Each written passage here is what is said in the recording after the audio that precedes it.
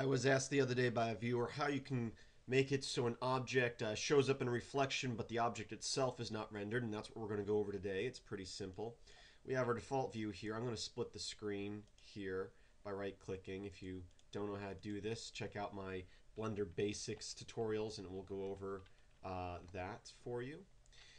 So I've got a top view here, side view here, I'm sorry, front view here, and a camera view here.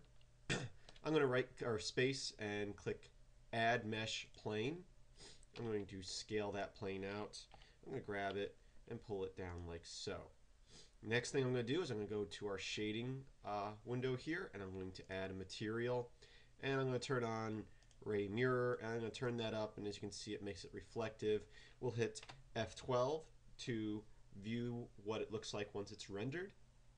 And you can see we've got our cube here, our plane down here. Our plane is reflective, so you can see the reflection of the cube down here. Now what we're trying to accomplish is seeing the reflection but not seeing the actual cube.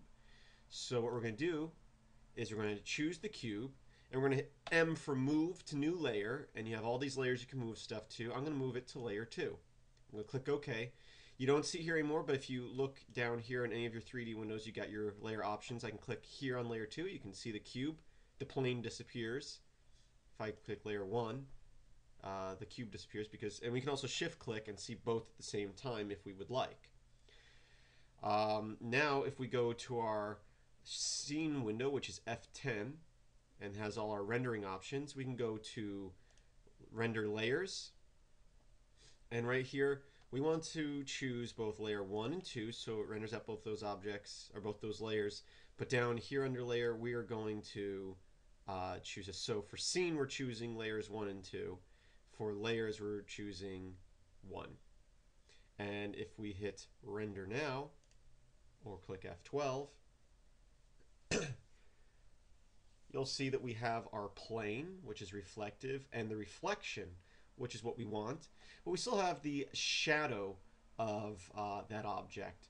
I'm going to hit escape to get out of render mode here, and what I'm going to do is I'm going to choose the plane, go to shading mode, and I'm going to choose, or shading menu, and I'm going to choose shaders, and where it says shadow, you hover over it says makes material receive shadows.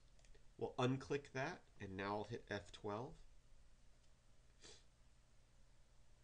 and we have our reflective plane.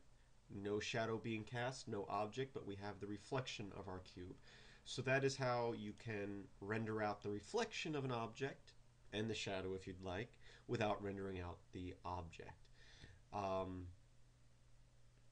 That's it. Thank you for watching.